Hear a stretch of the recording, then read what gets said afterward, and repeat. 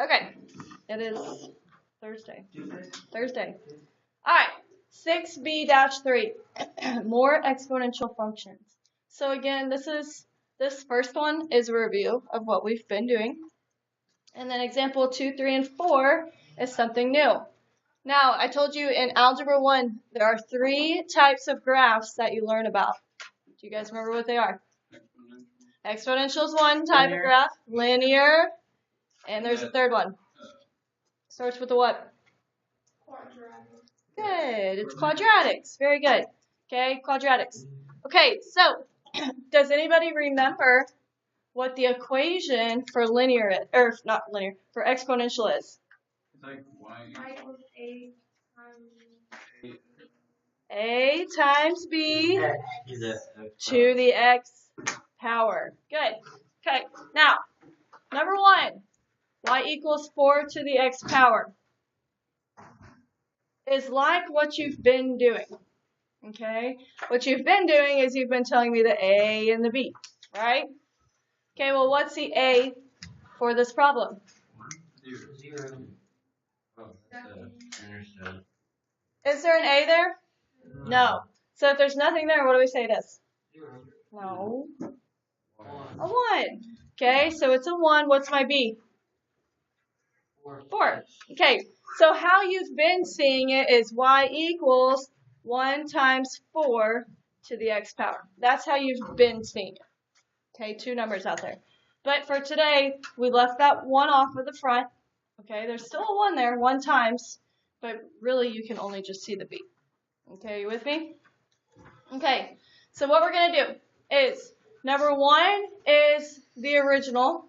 Okay, is the original. And then 2, 3, and 4, we're going to compare to what we've been doing and say, how is this different? What happened, okay, on these new problems? So, first we need to know the table. So how do I find a table? Graph. So everybody turn your graph on. Can you graph in relation? Did we talk about this? No. Huh? No, we didn't talk about it? We did. We didn't talk about it? We talked about how you cannot go to relation and get a table to pop up? Okay, because it will tell you that there's an error. So make sure you keep it f of x equals, because that's the same thing as y equals. And our paper is y equals. So then we go 4 to the x power. Does everybody remember how to get to an exponent? Yeah. Everybody's got it? Exponent? Say bye. Can you pick your head up, please? Are you plugging this in your calculator? Mm-hmm. Okay, graph it. Normal, right? What you've been doing. Let's go to the table. Control T. Okay, the table on your paper starts at what? -2. So what do I need my calculator to start at? -2. So when x is -2, y is 0.0625. When x is -1, y is 0.25. When x is 0, y is 1. When x is 1, y is 4. When x is 2, y is 16. Everybody got it? Okay, now let's graph this. Label your x and y axis. X, y. Okay, then we're going to start x is -2, y is 0.0625. So 0.0625 is really close to what number? 0. So if I go -2 on the x, 0.0625 is really close to 0. So it's just above the 0. Then -1 is 0.25, so just a little bit higher. I know it's hard to graph decimals, but that's okay. Just do your best. When x is 0, y is 1. And what is that? That's our what? Good. Our y-intercept. Good.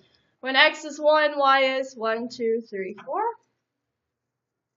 When x is 2, y is 16. So like way up here somewhere.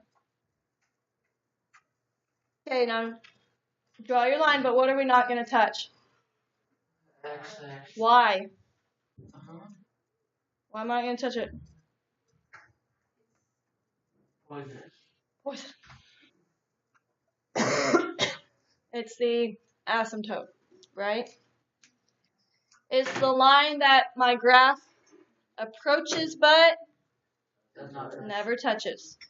So my asymptote is a what type of line? The Hoy line. Hoy goes which way? Horizontal, which sounds like the horizon. If I was to draw a sun on a horizon or on a horizontal line, that'd be like the horizon. Okay? Remember asymptote, how do I have to write it? Y equals, and what does it equal? 0, because it's going across. It almost touches the 0 on the Y number line, or known as the x-axis. Questions? Nope. Okay, go to the next one. Now, what's different about number 2? More. Huh? Minus. Now we have a -8. What do you think's going to happen? Okay, let's look at it. So let's graph it, because we got to get to a table, so we got to graph it anyways. 4 to the x. Make sure when you write -8, you scroll over and it's a big -8 and it's not part of the exponent. Is anybody doing this with me? Are you doing this with me? In the calculator? Hit enter. What happened? Can we see it? Yeah. Kind of. Let's go ahead and zoom out. Everybody needs to know how to zoom, so let's do it together. Menu. You with me? Cameron? Are you doing this with me? Oh. Are you zooming out with me? Okay. Menu. 4 for zoom. See how it says zoom out on number 4 again? Then we're going to hit enter 1 time. So everybody should look like this. Good? Yeah. Okay, so what happened? It's touching the X line. So it crossed through it. What happened? Minus. Is it?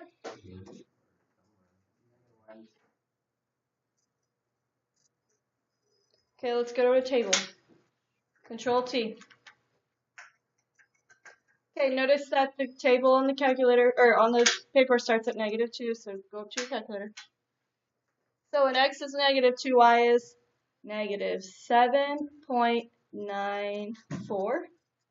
I rounded it. When x is -1, y is -7.75. When x is 0, y is, when x is 0, y is -7. When x is 1, y is -4. When x is 2, y is 8. So, scroll up. What does it get really close to but never touch? Why? No. -8. It gets really close to -8, but it doesn't actually touch it. So what's my asymptote? Y equals -8. Y equals -8. But it's there, not -9. That's because, okay, so if you keep scrolling up, what happens? It says -8. Because there's not enough room in this box to continue the decimal numbers, so it just rounds it. But if you keep going up, it's just rounding -8 because it's -7.9999999 forever.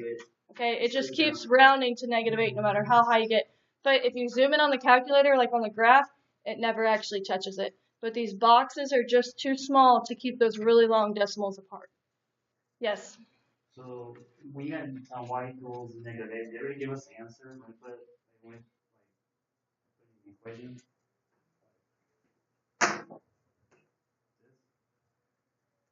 If it's like that, yes, kind of.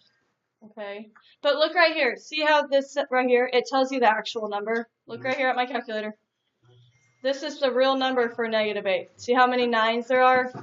It just goes ahead and rounds it for you.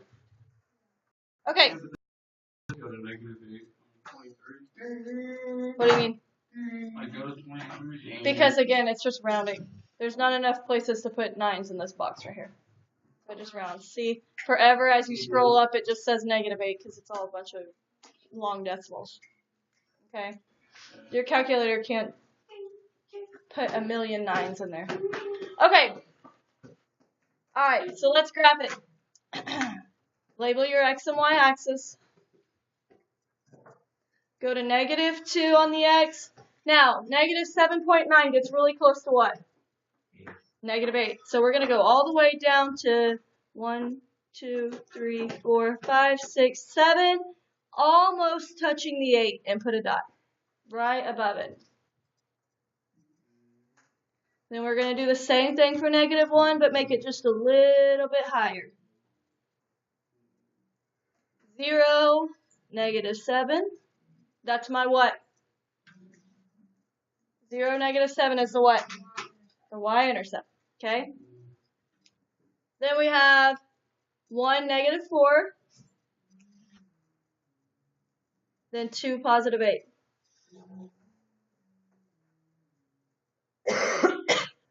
So now we're going to get really close to the what?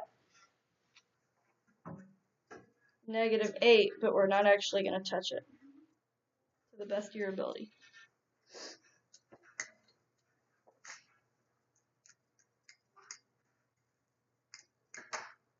Okay, it says, how is this graph different from example 1? What happened? Because it still has 4x is the same, but what's the different part? The -8. So what happened when it put a -8 on there? Okay, how many times? 8 units. So it shifted or translated down 8 units. What if, you don't have to do this, but look up here. If you need to get out of the table, you just hit Control-T and it will go away. Okay? Now, what if I do, make this a +8? What do you think is going to happen? It's going to shift up. How many units? 8. What if it was a +3? Shifts up 3. What if it's a -2? Good, it's going to shift down 2. Okay, so a big number out here, a minus or a plus, a regular size number is going to shift our graph up or down. Now look at example 3. What's different about example 3? It's a -3, but where is it? An exponent. So do you think this is going to shift up or down? No, because it's got to be a big number behind it. So let's see what happens. So we're going to do -3. Make sure you don't do -3. Make sure you do -3. Then we're going to hit enter. Make sure it's in the exponent spot. And what happened? Can you tell? It shifted to the right. Okay, first let's go put our table in and then I'll show you something. So go to Control-T. Alright, now look at your table on the paper. Where does it start? 1. It's a 1. So we're going to start at 1 in the calculator. 0.0625. When x is 2, y is 0.25. X is 3, y is 1. X is 4, y is 4. X is 5, y is 16. Now, hit Control-T and get out of your table once you copy all your numbers down. Okay, I want you to do this with me. We're going to go plug in example 1 so they can be right next to each other. So hit tab. And we're going to do 4 to the x power. So we can compare example 1 and example 3. Hit enter. So what happened? It translated to the right. To the right, how many times? 3 units. Good. I like how you use translate. Okay, so how is this different? Translated right. How many units? 3 units. Now, what if We'll graph it in just a second. But look at my calculator. What if, oops. Get off there. Stop. Okay. You having trouble there? Yes, I am. Okay. What if it was a plus 3? It'll go back. It'll go left to left. Up. Went to the left. What if it is a plus 5? Backwards 5. What if it was a minus 7? Up 7? To the right. To the right. Well, yeah, that's what I So what, oh, up, forward. Okay. So what does this number in the exponent do? If it's part of the exponent, it goes, good. If it's part of the exponent, it goes left and right. If it is not part of the exponent and on the back of it, what's it do?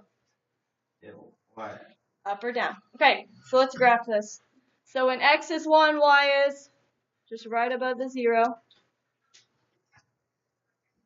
When x is 2, y is 0.25, just a little bit higher. When x is 3, y is 1. When x is 4, y is 1, 2, 3, 4. And then 16 is way off the graph. I'm going to approach but not touch the x-axis. So what's my asymptote?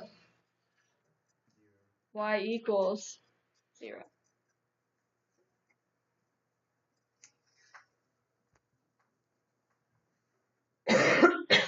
Questions? No. Okay, number 4, what's different? Negative 4x. It's a negative. A negative b. So let's graph it and see what happens.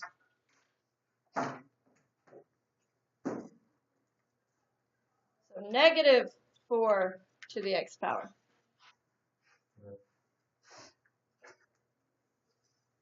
And what happens? Going down.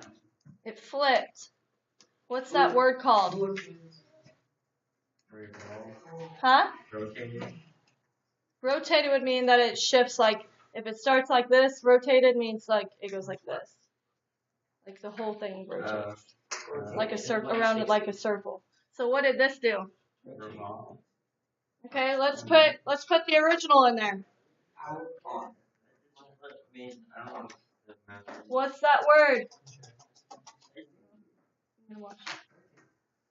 Not rotate.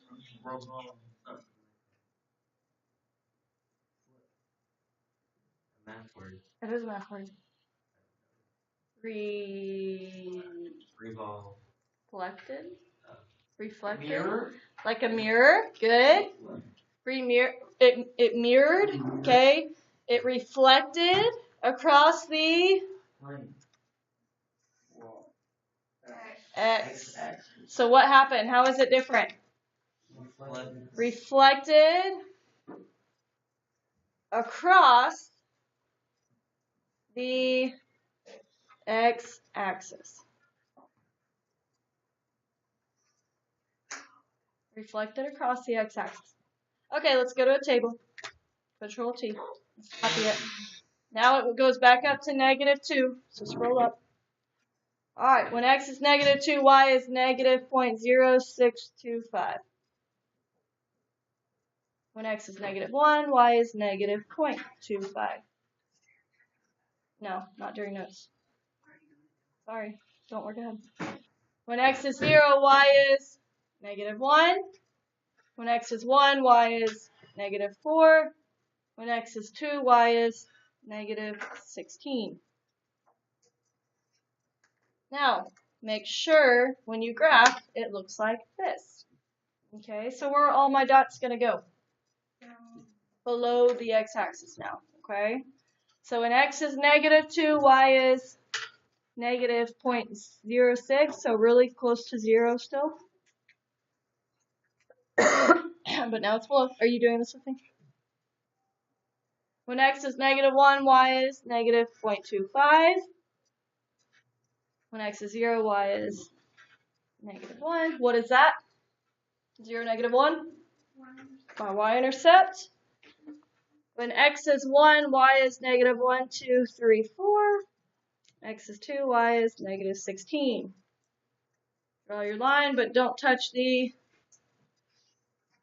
x-axis.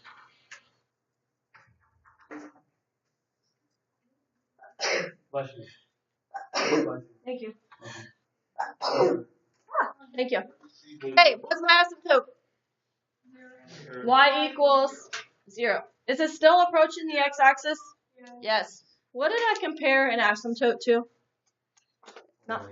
Not math related. I said an asymptote is like what? I don't remember. Oh, two magnets, like if you're trying to show them this, like the north and the south, like if you show them in the north and north together, Yes. they would try to push away. Good. I compared an asymptote to two magnets. When you flip one of them around and you try to push them together, what happens? They push away from each other. That's like your asymptote. Okay, so when you see the word asymptote, think magnets being pushed away. Okay? Any questions?